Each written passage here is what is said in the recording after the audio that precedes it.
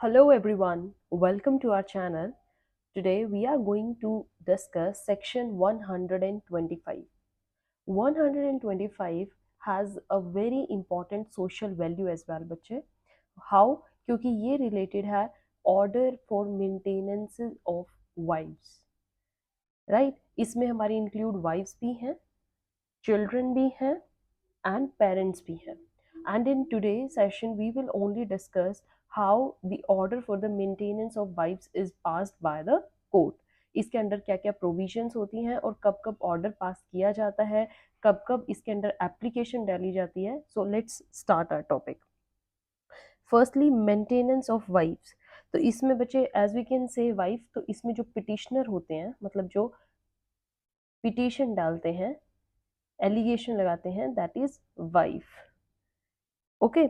और यहाँ पर वाइफ का क्या मेन होना चाहिए? Where she is not able to maintain herself. Maintain means मतलब वो अपना रेगुलर जो एक living self standard living lifestyle है वो उसको मेंटेन नहीं कर पा रही है. बेसिक लाइफस्टाइल में फूड, शेल्टर, क्लोथिंग सब इंक्लूड होगा, हेल्थ. एंड यहाँ पर किसके खिलाफ ये एप्लीकेशन डाली जाती है? That is husband. तो जिसके खिलाफ पिटीशन डाली गई है, हस्बैंड, दैट इज रिस्पोंडेंट. देखिए ये एक्यूज्ड नहीं होते हैं, दे आर जस्ट रिस्पोंडेंट. ठीक है. और यहाँ पर हस्बैंड के खिलाफ तभी डाली जा सकती है when he has sufficient means. Okay. Sufficient means sufficient means of income. तभी आप उनके अगेंस्ट एक एप्लीकेशन फाइल कर सकते हो. तो यहाँ पर जो सफिशिएंट मींस है बच्चे, इसका मीनिंग क्या है? That standard of living ought to be seen, relates to car, food, house, medical treatment. Okay. तो ये क्या चीज है कि इससे ये पता चलता है कि yes, he is having a sufficient means of earning because he is having a car, a good lifestyle, a health, medical treatment अच्छा होता है, अच्छा घर है. तो इससे जो वाइफ है उसके पास पिटीशन करने का एक बढ़िया मौका होता है and she has to file it for self maintenance. Okay. Wife can ask for the maintenance and husband can give that standard of life to the wife has the right to claim adequate maintenance even after the divorce and so is still secured. Okay. तो अगर divorced wife है वो भी, उसका भी पूरा हक है कि वो अपने सेल्फ स्टैंडर्ड के लिए हस्बैंड से क्लेम कर सकती है. ओके. आपका 1986 का जो एक्ट है बच्चे, उसमें section 31A right to claim maintenance बताता है. ठीक है. यहाँ पर वाइफ को क्या, देखिए वाइफ यहाँ पर कौन हो सकती है? Wife can be either married as well as after divorce who is not remarried. तो वाइफ मैरिड तो है ही, प्लस डिवोर्स्ड वाइफ होनी चाहिए बट नॉट रीमैरिड, उसने दोबारा से शादी ना की हो. समझ में आया बच्चे? तो वाइफ की कैटेगरी में ये दोनों इंक्लूड है. एग्जाम्पल देखिए, if husband and wife are married, now wife deserted husband. Deserted means she left the husband and lives away from husband and then claims maintenance. Will she be allowed? जिसने अपनी मर्जी से खुद ही husband को छोड़ा हो और वो अब हस्बैंड से एक सेपरेट जगह रह रही हो, सो क्या अब वो हस्बैंड से मेंटेनेंस क्लेम कर सकती है? Is it allowed? The answer is yes. Yes, if she has got a just and reasonable cause to stay away from husband. अगर वो हस्बैंड से जो डिजर्टेड लाइफ जी रही है उसके पीछे एक रीजनेबल कोज है या एक reason, perfect valid just reason है जिसके वजह से उसने हस्बैंड को छोड़ा है, तभी वो इस सेक्शन के अंडर क्लेम कर सकती है. रीजन क्या है बच्चे? जो रीजनेबल या रीजंस जो जस्ट रीजन है वो क्या है? It could be cruelty. Husband उस पर क्रुएलिटी करता है और शायद वो इससे बच के अलग रह रही है. He might be having adulterous relations. He is having relation with other girls. He keep mistress, right?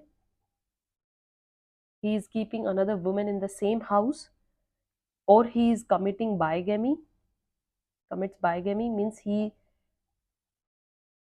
has more than one wife.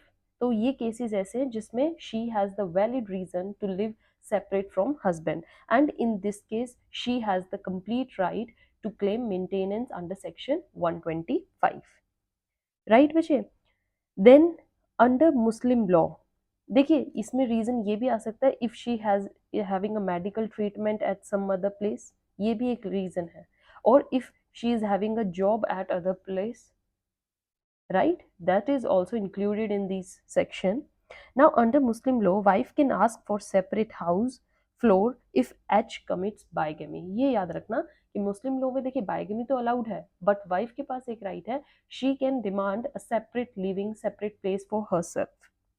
okay, now three situation in which wife cannot claim maintenance, ठीक है, exceptions कौन सी हैं जिसमें wife maintenance claim नहीं कर सकती, that is living in adultery, ठीक है, वाइफ ही एडल्ट्री में हो, मीन्स उसकी मैरिज अभी भी सबसिस्ट कर रही है and she is having an adultery life, another where she refuses to live with husband without sufficient ground, देखिए ये तो रीजन सफिशिएंट है, जस्ट रीजंस है, बट इनसे सेपरेट कोई अदर अनरीजनेबल ग्राउंड है जिसके बेसिस पर वो she is not living with husband, then in that case, sorry, ground, in that case she cannot claim maintenance under this section.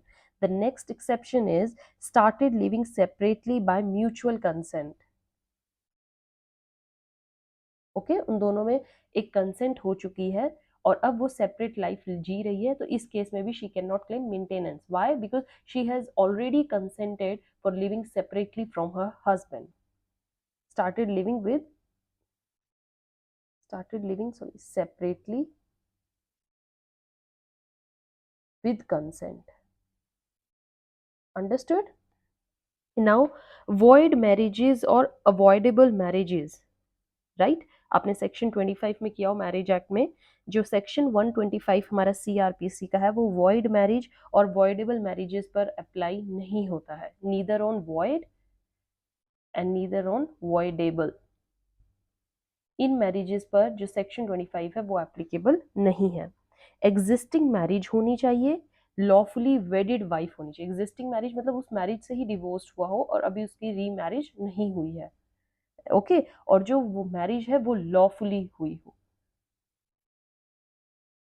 Okay, claim even while staying away under sufficient cause, ये मैंने बताए हैं, अगर आपके पास reasons valid हैं तभी भी आप डिमांड कर सकती हैं अपने मेंटेनेंस की।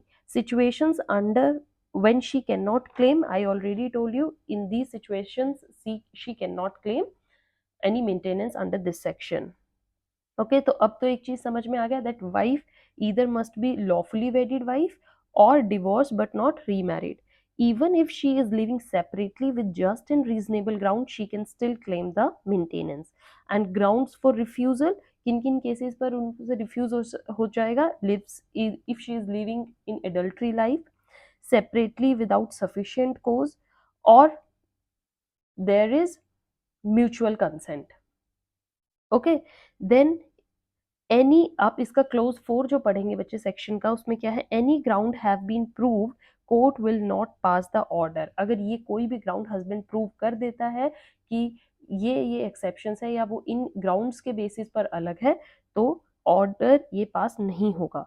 इन clause 5 if maintenance is given and later any ground proved, maintenance चलो अभी तो दे दी है बट लेटर अगर हस्बैंड ये कोई ग्राउंड प्रूव कर देगा then that can be the good ground for cancellation of that maintenance order, वो ऑर्डर वहीं कैंसिल आउट हो जाएगा, राइट बच्चे। सो वाइफ का आपको समझ में आया, lawfully wedded wife, void marriage होगी तो मेंटेनेंस अलाउड नहीं होती है, voidable marriage which is avoided वहां पर भी अलाउड नहीं है, after divorce right to obtain maintenance unless she is remarried, you if you are staying separately you can obtain the maintenance only if there is just ground, three grounds जिस पर maintenance नहीं होती है, if she is living separately by having mutual consent with her husband, separate without any cause, adultery gives broad definition, adultery देखिए हम पढ़ चुके हैं, आप करिए आईपीसी में मैंने बहुत अच्छे से वो समझाया adultery।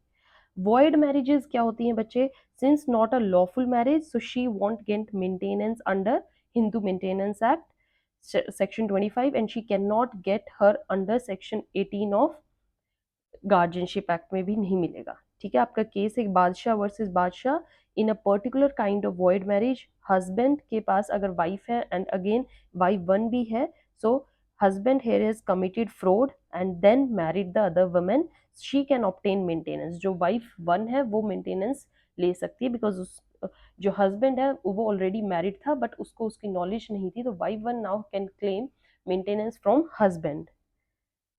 Right, she can obtain maintenance. But if she knew already, but अगर उसको पता था कि ऑलरेडी उसकी एक एग्जिस्टिंग वाइफ है, then no maintenance. Okay, section 125 is meant for social justice. मैंने स्टार्टिंग में ही आपको बोला था that it has a social value. As the purpose is to prevent vagrancy. Vagrancy means homeless wanderer, because wife एक lawful तरीके से बच्चे मैरिज होके एक दूसरे घर में जाती है, एंड इफ वहां पर हस्बैंड अगर उसकी नीड्स को फुलफिल नहीं करता है, then in our society it becomes very difficult for a woman to live her life. Right, एक डिग्निफाइड लाइफ जीना बहुत मुश्किल हो जाता है. तो उसको इस सिचुएशन से बचाने के लिए, जो फ्यूचर में सिचुएशन हो जाएगी, इससे बचाने के लिए ये बहुत ज़रूरी है कि हम एक ऐसा कानून पास करें जिससे वो फ्यूचर में सिचुएशन आए ही ना. And section 125 gives the best option to every woman who is having this kind of problem. Okay, and a destitution, extreme poverty से बचाने के लिए. ओके, आपका एक एग्जाम्पल है बच्चे, wife petitioned against husband for the maintenance. Now court will be incline towards wife. देखिए, wife की तरफ ही पिटिशनर कौन है, वाइफ है, तो कोर्ट हमेशा वाइफ के ही फेवर में रहती हैं.